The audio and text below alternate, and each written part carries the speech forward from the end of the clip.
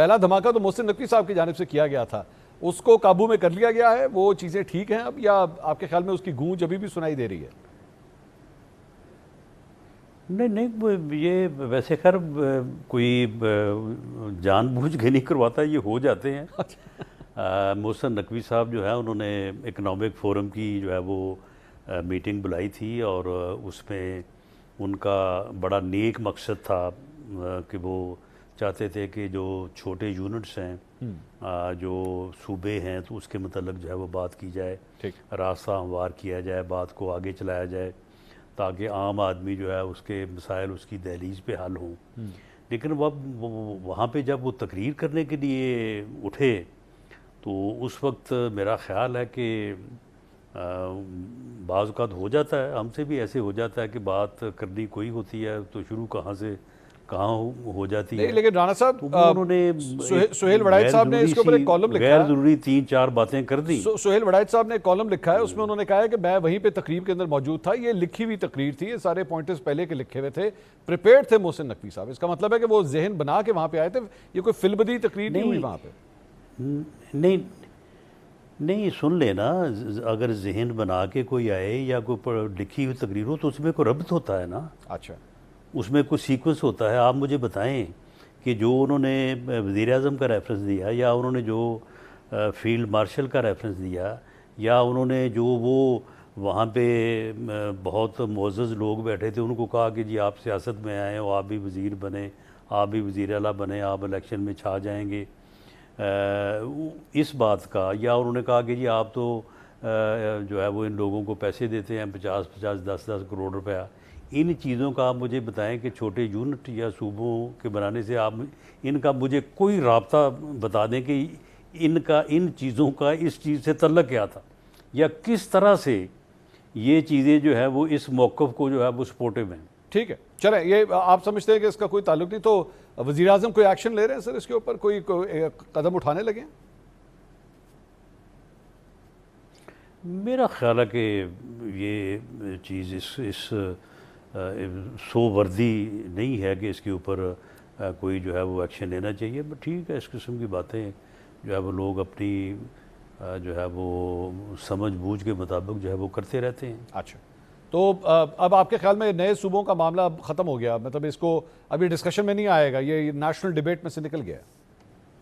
नहीं, ये तो अभी शुरू हुआ है। अच्छा, अभी तो शुरू हुआ है। अच्छा, यानी इसमें उन्होंने इस मामले को शुरू करना था, लेकिन इसमें ज़ोर पैदा करने के लिए उन्होंने सिस्टम को भी लताड़ दिया, उन्होंने जनाब जो है वो सियासतदानों को भी जो है वो लपेट लिया कि जी इनको पैसे दिए जाते हैं, और उन्होंने हर तरफ ही जो है वो अपना इसकी लपेट में ले लिया। हालांकि इसके ऊपर तो बात अभी मेरा ख्याल है कि शुरू हुआ चाहती है, और शुरू होगी, और इसके ऊपर डिबेट होनी चाहिए। अच्छा, इसके ऊपर डिबेट कई सालों से होती आ रही है, तो उस डिबेट के नतीजे में ही कोई कंसेंसस जो है वो आगे बढ़ेगा। तो राणा साहब, अगर ये तो बड़ी अच्छी सोच है आपकी, कंसेंसस होना चाहिए, तो इस कंसेंसस में तो फिर पाकिस्तान पीपल्स पार्टी से, पाकिस्तान तहरीक-ए-इंसाफ से बड़ी जमातें हैं ये इस मुल्क की, उनके साथ भी कोई बातचीत होगी, लेकिन आप लोगों को तो लग रहा है ताल्लुकात, हालात काफ़ी ख़राब हैं आजकल इन दोनों जमातों से।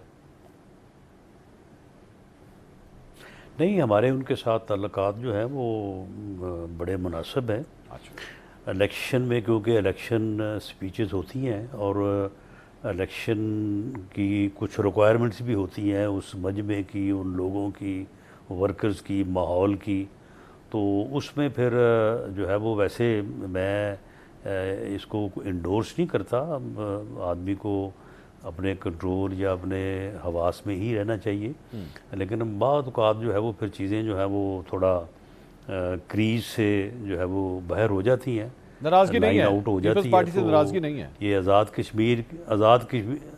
कश्मीर के इलेक्शन में कुछ ऐसा हुआ है, नहीं, कोई नाराज़गी नहीं है। हमें वो सारे हमारे जो है वो बड़े अच्छा उनके साथ तल्लक है, लेकिन मुझे बेहद अफसोस है कि उन्होंने जो है वो आज़ाद कश्मीर में होने वाला इलेक्शन, जो मेरा दावा है और इस बात का रिज़ल्ट जो है वो आप सीट वाइज देखें, इस चीज़ का सबूत है कि the election was credible, the election was free, election was fair और नॉन वायलेंस था, लेकिन उन्होंने इसके ख़िलाफ़ जो है वो एक बेजा जो है वो प्रोपेगेंडा किया, जो कि राना अफसोसनाक। लेकिन ये भी तो हकीकत है कि आप वाहिद जमात हैं जो ये कह रही है कि जनाब अब ये इलेक्शन जो थे ये फेयर थे। पाकिस्तान पीपल्स पार्टी कह रही है धांधली हुई है। आपके अपने मतलब इत्तेहादी हैं अलीम खान साहब, उनकी जमात कह रही है धांधली हुई है। पाकिस्तान तहरीक इंसाफ ऑलरेडी मैदान पहले ही बाइकआउट कर चुकी भी थी। सारी की सारी दीगर जमातें जो हैं वो इस किस्म के इल्ज़ामात आप लोगों के ऊपर लगा रहे हैं। खैर पीटीआई का तो वहाँ पे कैंडिडेट ही कोई नहीं था, तो उन्होंने बाइकआउट ही करना था। ठीक है। बाकी जहाँ तक इन यानी इलेक्शन के रिज़ल्ट्स का तल्लक है, वहाँ पे आपको जो है वो पूरी दुनिया बताएगी। 56% जो है वो टर्नआउट था। और ये मैं जो कल के जो रिज़ल्ट्स हैं, आप मुझे बताएं कि जिस सीट के मतलब सुबह से वो मेरी प्यारी बहन जो है वो शहरी रहमान साहबा दिखा रही थी एक वीडियो और कह रही थी कि जी ठप्पे लग रहे हैं, धांधली हो रही है, देखें कितनी ज़्यादती हो रही है। वो सीट जो है वो पूरे कंटेस्ट के बाद 1213 वोटों से जो है वो जीत गए हैं। जहाँ पे ठप्पे लगते हैं, जहाँ पे धांधली होती है, इतने वोटों से कोई जीतने देता है। ठीक। दूसरी सीट के ऊपर 18,919 वोट हमारे हैं। सेकंड नंबर पे आईपीपी का कैंडिडेट है, 18,621 उसके हैं। तीसरे नंबर पे पीपल्स पार्टी का कैंडिडेट, उसके 18,037 वोट हैं। इस तरह कंटेस्ट होते हैं जब जहाँ पे धांधलियाँ होती हैं, जहाँ पे ठप्पे लगते हैं। ये वहाँ का रिज़ल्ट, वहाँ का जो इलेक्शन जो है वो एक एक चीज़ जो है वो इस बात को साबित करेगी कि the election was fair, election was credible, और बहुत ही जो है वो एक फेयर तरीके से जो है वो इलेक्शन हुआ है। और अब आप देखें, इन्होंने वो एक एमएनए का जो है वो कहा था कि जी उसको वो ज़ख्मी हो गया, वो किधर है वो एमएनए? अच्छा, ठीक ठीक। उसका आज तक ना कोई मेडिकल आया, ना उसकी कोई एप्लीकेशन आई है। और हाँ साहब, ये पाकिस्तान तहरीक इंसाफ भी अब आप लोगों के अगेंस्ट लॉन्ग मार्च या एहतजाज का जो है वो प्रोग्राम लेके आगे आ रही है। ये भी एक नई मुसीबत है, एक नई प्रॉब्लम खड़ी हो सकती है। नहीं, मेरा ख्याल है कि ये उनकी बड़ी अच्छी स्ट्रेटजी है, वाइज बात उन्होंने की है। इससे पहले तो वो जब भी वो एहतजाज का नाम लेते थे और कहते थे जी हम आ रहे हैं इस्लामाबाद का घिराव करने, अच्छा, यानी कैपिटल के घिराव से कम वो एहतजाज ही नहीं करते थे। अच्छा। और इससे पहले 2 मरतबा जो है वो कर चुके हैं। अच्छा। और उसके फिर इंतहाई जो है वो नुकसानात उनको भी उठाने पड़े, और अदरवाइज़ भी मैं समझता हूँ कि कोई बेहतर नहीं हुआ। ये इस मरतबा उन्होंने अच्छा किया है कि उन्होंने एक जो अमूमी एक सियासी जमातों का एहतजाज करने का रवैया होता है कि हर शहर में आप रैली निकालें, जुलूस निकालें या गिरफ्तारियाँ वगैरह दें, तो मेरा ख्याल है ये उस एहतजाज से बेहतर है जो वो पहले करते रहे हैं। हाँ। पहले तो वो 10-15 हज़ार बंदा इकट्ठा करके तो वो इस्लामाबाद की तरफ चल पड़ते थे। तो राना साहब, सुहेल आफरीदी साहब बतौर वज़ीर आला जब आए थे तो वो इश्क इमरान वाली तकरीर, मामला काफ़ी ख़राब थे उनके हवाले से, टेंशन मौजूद थी वज़ीर आज़म और वज़ीर आला के दरमियान। अब वक्त के साथ साथ कैसे साबित हुए हैं वज़ीर आला खैबर पख्तूनख्वा? वक्त के साथ साथ इश्क को काफ़ी अफाका है। अच्छा। और इश्क की जो तुंदो तेज़ियाँ हैं ना, वो अब जो है वो काफ़ी जो है वो बेहतर हो गई हैं। अच्छा। तो मेरा ख्याल है कि आने वाले दिनों में और भी बेहतर हो जाएंगी। अच्छा, यानी आपकी नज़र में झाग बैठ गई है, वो जो शुरू की झाग थी वो बैठ गई है, अब चीज़ें काफ़ी पुरसुकून हैं। हाँ, नहीं, अब उनका जो है ना इश्क इमरान में जो है वो मरने का नहीं, कमाने का इरादा है, और वो इस वक्त ठीक जा रहे हैं मेरे ख्याल में।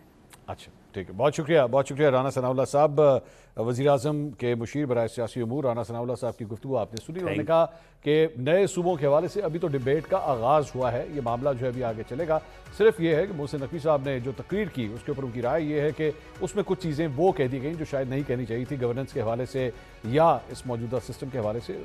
डिबेट अगर होनी है तो होनी चाहिए, उससे कोई फ़र्क नहीं पड़ता।